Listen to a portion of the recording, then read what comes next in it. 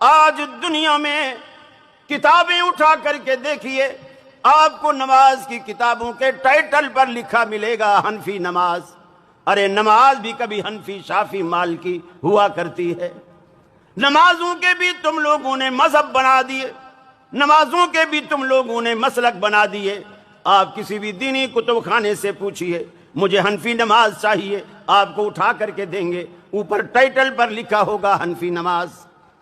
اور اللہ کے حبیب کیا فرماتے ہیں؟ سارے صحابہ کو جمع کر کے فرماتے ہیں صلو کما رأیتمونی اصلی، اے دنیا والو ایسے نماز پڑھو جیسے تم نے مجھے نماز پڑھتے ہوئے دیکھا۔ اللہ کو ایک ہی طریقہ پسند ہے۔ ارے ہماری نہ کسی سے لڑائی ہے نہ کسی سے جھگڑا ہے، ہم صرف اتنی بات کہتے ہیں جب گھر چھوڑ کر، دکان چھوڑ کر، بچے بیوی چھوڑ کر مسجد میں آتے ہو، اللہ کے گھر میں آتے ہو، ایسے طریقے پہ نماز پڑھو۔ جب نماز سے فارغ ہو، آپ کے گناہوں کی وہ گٹھڑیاں جو فرشتوں نے نماز پڑھتے وقت اتار کر الگ کر کے رکھ دی تھی، جب آپ نماز سے فارغ ہو، فرشتے رب العالمین سے پوچھے الہ العالمین یہ بندہ نماز پڑھ کے جا رہا ہے، اس کی گناہوں والی گٹھڑی اس کے سر پہ دوبارہ لاد دیں یا اس گٹھڑی کا کیا کریں؟ اللہ کہے اے میرے فرشتوں اس گٹھڑی کو ضائع کر دو، میں نے اس بندے کے گناہوں کو معاف کر دیا۔ ایسی نماز پڑھو۔ اور وہ گناہ کب معاف ہوں گے؟ جب ہماری نماز محمد الرسول اللہ صلی اللہ علیہ وسلم کے طریقے کے مطابق ہو۔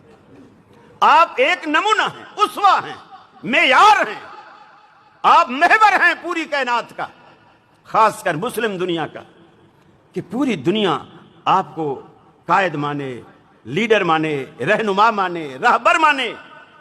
اور آپ پیغمبر علیہ السلام کی دنیا میں 3 بڑی دعوتیں تھیں، 3 بڑی دعوتیں۔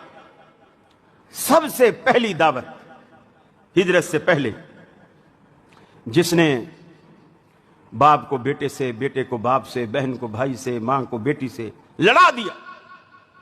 آج دنیا میں یہ جو لبرل طبقہ ہے نا، یہ بڑا ایشو اٹھاتا ہے کہ میاں ایسی بات کرو کسی کا دل نہ دکھے، کسی کا دل نہ دکھے، محبت والی بات کرو، محبت والی بات کرو۔ اگر کوئی کہے کسی کا دل نہ دکھے، مجھے بتائیے دنیا میں نبی کریم صلی اللہ علیہ وسلم سے میٹھا بھی کوئی ہو سکتا ہے؟ کسی کی زبان نبی سے میٹھی ہو سکتی ہے؟ کسی کا اخلاق نبی سے اعلیٰ ہو سکتا؟ پھر مکے والوں نے آپ کو مکے سے کیوں نکالا؟ مکے والوں نے آپ کو مکے سے کیوں نکالا؟ آپ کا اخلاق گندا تھا، نعوذ باللہ، آپ حق بات نہیں کرتے تھے، نعوذ باللہ، اس لیے نکالا کہ آپ بات ہی حق کی کرتے تھے۔ بلکہ ایک دن حضرت عبداللہ بن عمرو بن العاص رضی اللہ تعالیٰ عنہ رسول اللہ صلی اللہ علیہ وسلم کی یہ حدیثیں لکھا کرتے تھے۔ سیدنا ابو ہریرہ کہتے ہیں میں زبانی یاد کرتا تھا، عبداللہ بن عمرو بن العاص لکھا کرتے تھے۔ یہ پڑھا لکھا آدمی تھا، اللہ کے رسول جو بھی کہتے اس کو لکھ لیتے۔ کچھ لوگوں نے اعتراض کیا، اعتراض یہ کیا کہ عبداللہ تو نبی کریم کی ہر بات لکھتا ہے، آپ کبھی خوشی میں کوئی بات کہتے ہیں، کبھی غمی میں کوئی بات کہتے ہیں، کبھی دکھ میں کوئی بات کہتے ہیں، کبھی ہنستے ہوئے مزاح میں کوئی بات کہتے ہیں، اور تو ہر بات لکھتا ہے۔ تو ہمارے بعد آنے والے لوگ جب ان باتوں کو پڑھیں گے وہ تو ہر بات کو دین سمجھ بیٹھیں گے اور ہر بات کو صحیح سمجھ بیٹھیں گے۔ تو چلو آج ماحول سے واقف ہے کہ آپ نے یہ بات ہنستے ہوئے کہی، مزاح میں کہی یا غصے میں کہی، کسی بھی حالت میں کہی، تیرے کو پتہ ہے۔ لیکن تیرے بعد جو لوگ آئیں گے ان کو تو پتہ نہیں ہے، وہ تو تیری لکھی ہوئی ہر بات کو حدیث سمجھیں گے اور ہر بات پہ عمل کرنا شروع کر دیں گے اور ہر بات کو دین سمجھیں گے۔ حضرت عبداللہ بن عمرو کہتے ہیں کہ میں نے توقف کیا اور کچھ عرصے کے لیے لکھنا چھوڑ دیا۔ پھر میں نے سوچا کہ یار میں نے لوگوں کے کہنے پر ایک اچھا کام چھوڑ دیا، میں رسول اللہ سے کیوں نہیں پوچھ لیتا صلی اللہ علیہ وسلم، میں آپ سے کیوں نہیں پوچھتا کہ لوگ ایسا کہتے ہیں، آپ بتائیے میں لکھوں کہ نہ لکھوں۔ صحابہ کرام میں جو خوبی تھی نا، وہ یہی سب سے بڑی خوبی تھی۔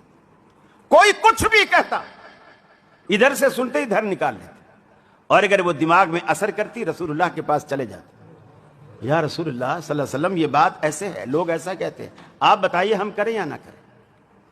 आज लोग रसूलुल्लाह सल्लल्लाहु अलैहि वसल्लम तो मौजूद नहीं है, लेकिन आपकी पूरी तालीमात मौजूद है, हदीस की शक्ल में आपकी पूरी जिंदगी महफूज है। साबका किताबों में, साबका मज़ाहिब में जो आसमान से उतरने वाली किताबें हैं, तौरात, इंजील, ज़बूर, वो भी आज महफूज नहीं है, लेकिन इस्लाम की अल्लाह ने ऐसी हिफाजत की है, न सिर्फ कुरान महफूज है बल्कि नबी करीम की 23 साल दौरे नबूवत की जिंदगी महफूज है। जिन लोगों ने नबी की जिंदगी को महफूज किया उनकी जिंदगियां भी महफूज हैं, जिसे आप रावियान हदीस कहते हैं, उनकी जिंदगियां भी महफूज। कहां पैदा हुआ, किससे पढ़ा, कौन कौन इसका शागिर्द है, कौन कौन इसका उस्ताद है, इसका इलाका कौन सा था, जवानी में कहां था, बुढ़ापे में कहां था, इसकी यादाश्त जवानी तक कैसी थी, जवानी के बाद कैसी थी, एक एक चीज महफूज है। अल्लाह ने इस्लाम की ऐसी हिफाजत की। जब अब्दुल्लाह बिन अम्र बिन आस ने कहा, या रसूलल्लाह सल्लल्लाहु अलैहि वसल्लम, लोग मुझे रोकते हैं मैं आपकी हर बात ना लिखूं, और मैं पहले लिखता था, आप बताइए मैं ना लिखूं या लिखा करूं। नबी करीम सल्लल्लाहु अलैहि वसल्लम ने फरमाया, अब्दुल्ला मेरी हर बात लिखा करो, मेरी हर बात लिखा करो।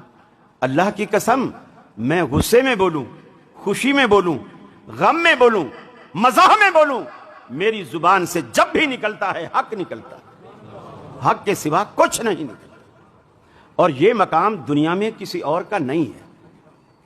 मैं आज फिर कहूंगा, दीगर मज़ाहिब में, दीगर मसालिक में और अहले हदीस में बुनियादी फर्क ये है, हमारा मर्जा अल्लाह का रसूल है।